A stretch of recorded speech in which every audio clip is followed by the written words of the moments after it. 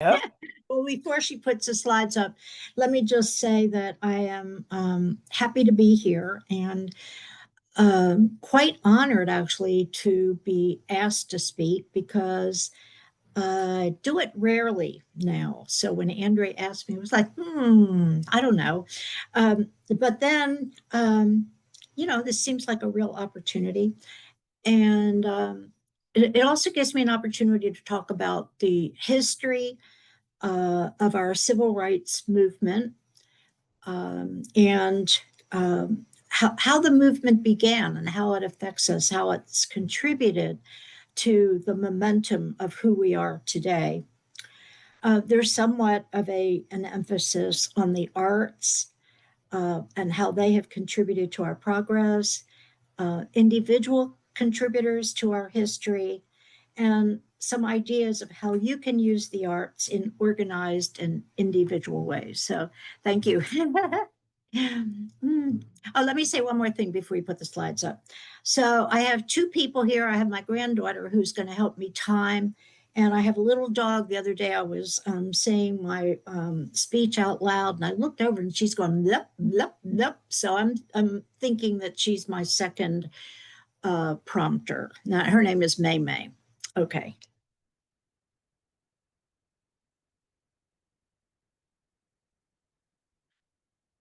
Okay, the first slide is arts illustrating and making history, which is the title of a PowerPoint that I've presented at other times. I liked the visual on this with the person who is questioning, what are the keys to who he is or what he wants or his goals or dreams. The artist is Nakoma Frederick from the Creative Vision Factory in Wilmington, Delaware. And I really would love to tell you the whole story of the Creative Vision Factory. I was the director of peer services in Delaware at the time that got organized. And it continued all the way until this year when things happened around funding. And unfortunately, I just want to mention Michael Kalmbach as having been the director of that program. Oh, another thing I thought about is like that's a neat little visual to do in a workshop. And I thought, well, what would I put in my keys? And I thought, well, I would put Sally Zinman in one of my keys, and I would put Howie the Harp there, and maybe Pat Deegan, some people that would be able to tell our story. And I wish they were here to do just that. Pat Deegan is with us, but Howie and Sally have left us. Okay, next. Okay, the beginnings, 1970s. There was a deinstitutionalization that legally happened from institutions all over the country, and people basically were not always left with places to go. Well, they found each other and began to meet in all kinds of little spaces, I guess, in libraries and different things, rooms that they could find to meet. And when they shared their stories, they discovered that they all were very enraged, I will say. Angry, yes, but enraged and about what had happened to them. And so they created or organized what we now call our ex-patient movement. And they didn't call themselves ex-patients originally, they called themselves ex-inmates because they felt like they had more in common with people who had been in jail or in prisons. Couple things, there's really a lot that could be said, but they all agreed they would not take money from the government. So they operated with no funds. Most of them were on Social Security benefits. And that's how they did some of the things that they did. They were totally against the mental health system, and they were against all forms of forced treatment. ECT being one of the big ones. other things, seclusion restraints, cheating, insulin shock therapy. We could go on, and I'm sure you have some of the ideas of what those were. Okay, next. Okay, this is a picture, a photograph of one of the protests, one of the demonstrations, one of the marches, which the group did these demonstrations at different places, at psychiatric hospitals, any place that they knew people were being held against their will. And sometimes just, in the community or in a park. I was part of the movement, and you're probably wondering, well, how did I get to, what role did I have? Um, since they were a separatist movement, I really didn't quite fit, at least not initially. I had been in a reparenting alternative, which turned out to be abusive. And after that, had some of the same experiences that other people had. I also was working as an RN. Now, that really didn't make me fit, but I'll mention in a few minutes about how that I was able to be helpful. What I was noticing, and I was participating in some of these, was the color and the images that people put on their posters. So my favorite phrase is, in the guy in the middle, we'd rather be mad with the truth than sane with lies. I kind of like that to be one of my slogans. And the other one is, isn't life shocking? So that they all were quite creative, colorful, and said what they wanted to say. Okay, next. Um, it didn't take them very long to start an organization, which was called Network Against Psychiatric Assault. And they started a newsletter in the 70s, which was about the time that I was there. That one of the humorous things about it, and there wasn't very much humor in what they had to say, but all the fits that news to print. I always liked that. I always kind of chuckle. The cover of this issue, the Madness women's issue, special women's issue, was done by Tanya Temkin, amazing artist. You really have to look at this to hear what she is saying. I see women who are mourning, who are, unable to who are withdrawn. And then I see other women who raising their fists in power. And at the very bottom, I see a little opening to a door that doesn't seem possible to get through. This newsletter was published from the 1970s to the 1980s. Some of you knew Sally Zinman. And just to put Tanya, Tanya didn't continue with the movement ongoingly, but she lived just a couple of blocks away from Sally, and she was a friend. She worked for a disability research project, I think. I think that was, and she's no longer with us. That's what I'm going to say, because there's quite a few people that are just not with us, and I don't know how to say it every time. Okay. Okay, next. So here's another Madness Network news issue, 1976, October. This is probably the most remarkable, the most outstanding demonstrations that was done. And they actually slept in with sleeping bags on either side of a hallway for 30 days, a 30-day sleep in then Governor Jerry Brown's office. Two people on the right of this is Leonard Frank, to the very, with the sign below him, and Wade Hudson. They actually were the two people who founded this project at the very beginning. I am to the, let's see, your left, right, right there. That's me looking at the side. So I was there. We didn't. Oh, so they had two, as I remember, because I think other people remember things differently, but that they had two issues that they were making demands of. One of them was deaths that were occurring in institutions that were being labeled by natural causes. And they knew that many of these people had died because of over medication and also because of forced labor. They were used as forced labor, free labor, they weren't paid. And my recollection is they made some headway about the issue with deaths, and there were some investigations into that and changes in the law. Okay, next.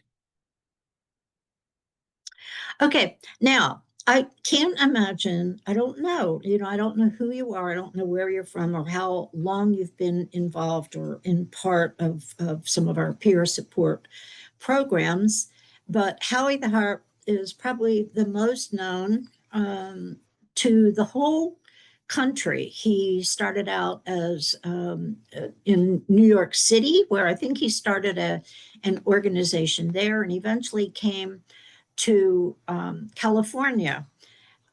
He was, this is the, Howie is probably called the father or daddy of our movement. He's highly thought of, recognized, loved.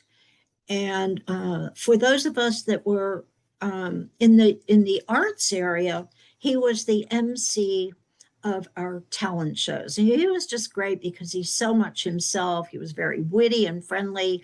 He would put up during the, I don't know if I have time for this, but he would put up his cane and he would say, "What are we doing?" And the audience would say, "Raising Cain." Anyway, I love that one. So here it says he died at age 42. Crazy folk, as he called us, are the most talented people in the galaxy. Instead of diagnosing, locking up, and treating us, the world should recognize our true worth and support our talents, creativity, and sensitivity. Howie carried a harmonica with him everywhere to make music, mediate conflict, and create peace. I like to think of him as somebody that really was a mediator. And he had a history. Obviously, there's just a lot of things that could be talked about or said about Howie. Yeah, 1995, he died. Okay, next. Okay, in 1980s, I have up there transitioning with the arts. And I went back and changed this a little bit because I felt like people probably didn't know too much about the overall movement. So it was in 1985, the federal government, this is again the way I remember, kind of took an interest. At this point, people were doing little peer support programs that would eventually be called drop-in centers. And they were doing it with their disability Social Security payments. So all of a sudden, the federal government noticed, what some of these issues were and how it was also growing across the country. And so they started a alternatives conference, the first one in 1985 in Baltimore. That conference would continue all the way up until now. Actually, the last couple of years it wasn't funded, but I understand some people are working on another one. So now this presented a big problem for people that were totally against government funding. And so there were those that continued to be radical and, continued to be consistent with their original thinking, whereas others became involved. The term for people started to be consumers. and which was never liked because people thought it meant that people were consuming something. Anyway, instead of being advocacy. At that time, 1985 was also the time when Madness Network News ended, the last issue. And I think somebody, people, I think these issues are available, and I'm trying to, they may be available at the National Empowerment Center. I'm not sure. Or also look up David Oakes. He may have those issues also, from his organization. Okay, next. Okay, here's a mosaic. What do you call that? A picture of some of our talented performers. Now, when we first started having a talent show in the very early 1986, 87, 88, there was just a talent show. People got up and just, sang a hymn or a pop song or, read a poem. But finally, I noticed somebody getting up and doing a portrayal of herself being drunk. And it was of herself, it was of her experience. It was very powerful. So that got me, really thinking that our talent shows needed to have a message. They either needed to have a personal, political, or societal message, a message of change. So we called ourselves social change performers. And that really did take off. And many of these, I don't know where they are, but Bonnie Shell is in the middle with the microphone. She's a poet. Anyway, I could just, some of you may remember to the left, lower is, all of a sudden I can't think of her name. Oh, well.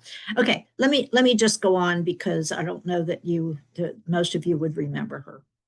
Okay, this is Mark Davis. This is East Coast. Actually, he presented at the alternatives conferences pretty much every year, and he says that I dared him to do a drag act. I don't remember that at all, but I think he might be right. But anyway, he's quite a illustrious, humorous. You can't help but laugh with him and at him, even just when he's talking. He is just full of jokes and things that relate to everyday things.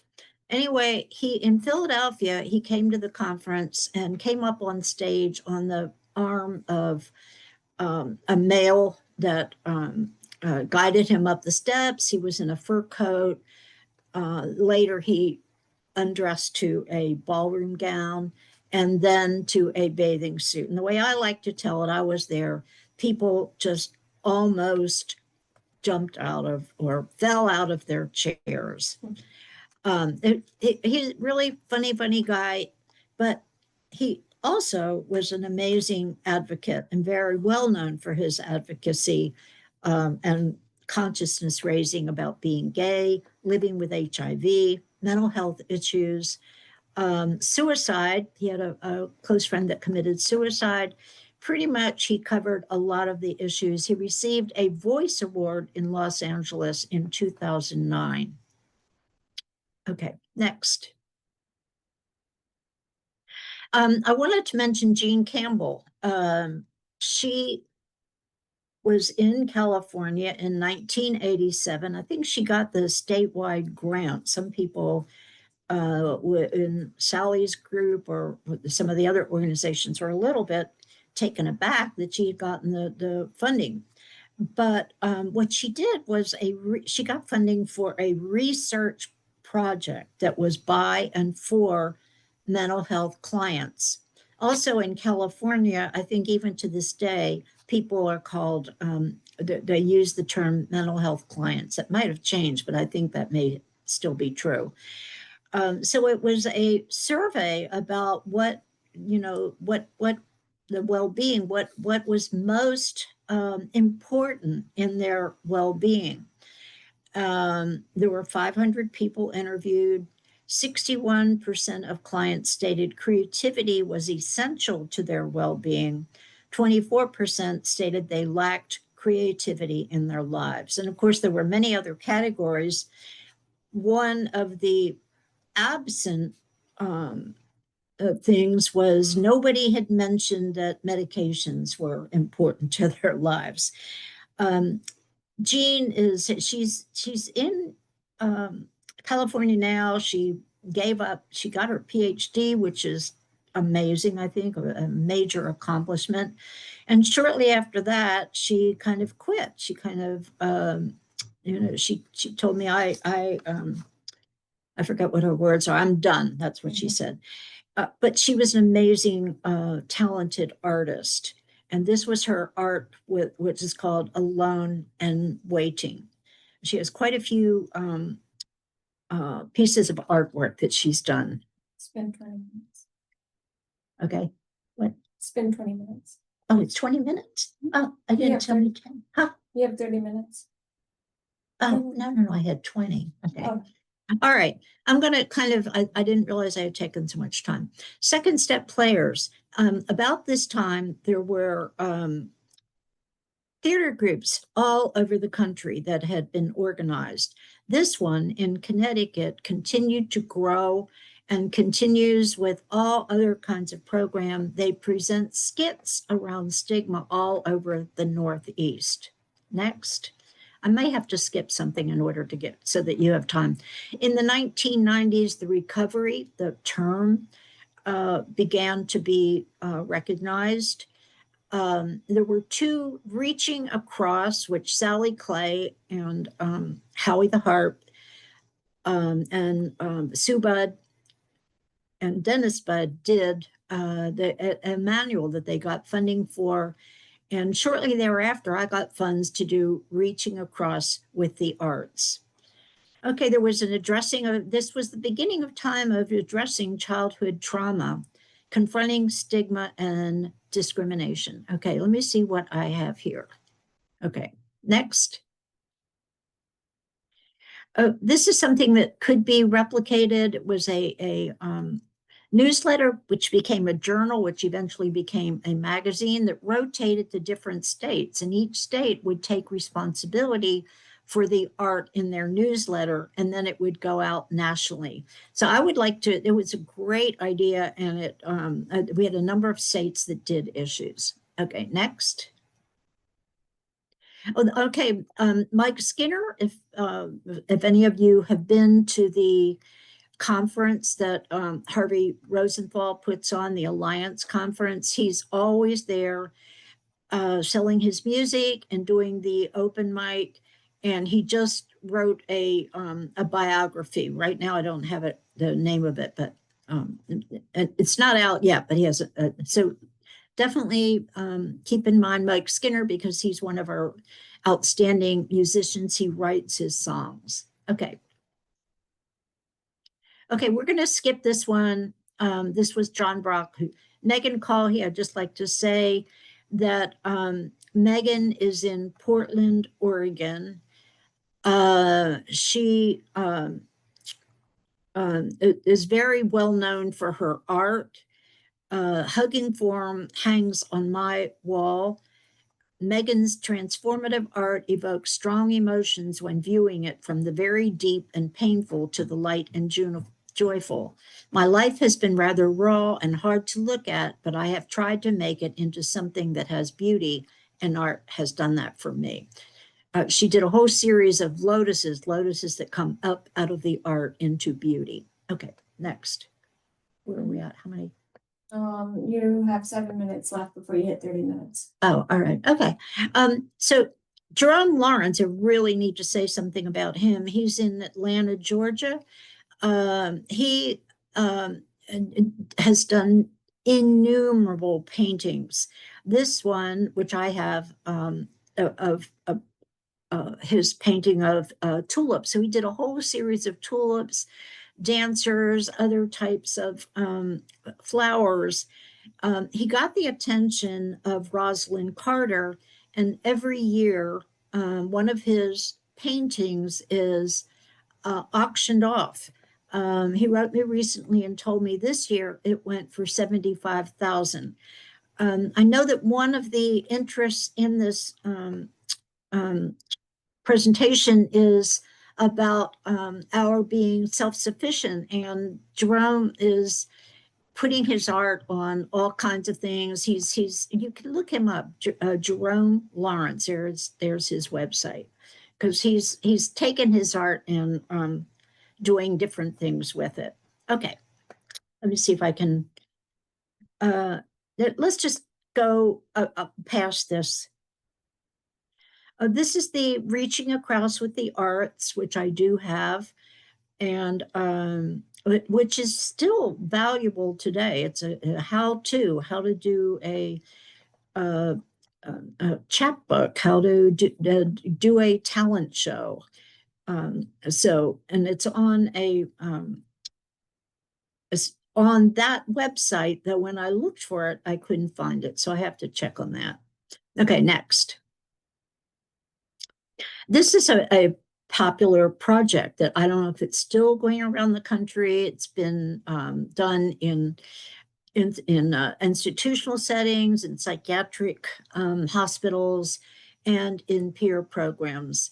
And it's using cases to express recovery. It's something you can do, and I have instructions on how you can do that project. Okay, next. All right, here, this is a Arts Fest that was done in Philadelphia. I can't believe that was 2016. It was done almost with no money, but the Philadelphia Department of Mental Health sponsored it.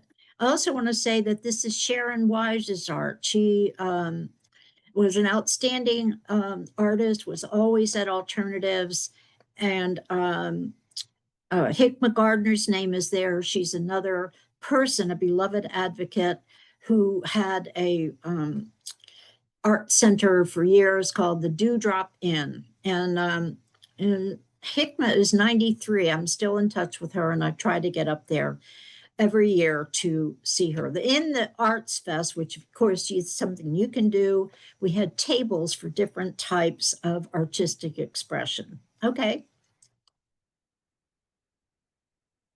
Okay, just very briefly, I will say this is Michael Kalmbach, who I mentioned before, creative. They did tiles, what do you call it? Glass tiles, I'm not sure what. And they had contracts to do these tiles all over the city of Wilmington, Delaware. Okay, next is, I think this, we're at the last.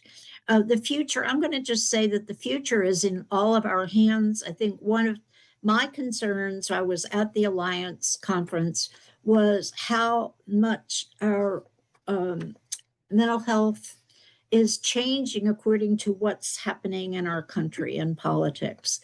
But people, I think, are one of the things that we talked a lot about was strengthening communities, strengthening our own communities. And so I guess I'll just end with that. I think the numbers of people, I have no idea, but the numbers of people must be a swelling number of thousands of people who become part of what we still call it our movement. But some people may just know who we are because of a peer center that they're part of or that they work in. Okay, I think that, oh, wait a minute, I have one more, which is the last one. Shows me, Mark Davis created his character, and I created Henrietta, which I performed at many alternatives conferences. She was a dizzy, confused person and spoke in a nasal tone, and everybody loved Henrietta. Well, it turns out I knew that Henrietta was really me, quite confused. And anyway, it was fun to be out there with confusion. So there's my email, there's my phone number. I hope you enjoyed this. There's so many other things to say, so many things that you probably have to say. And I would love to listen to your thoughts. Okay, thank you so much.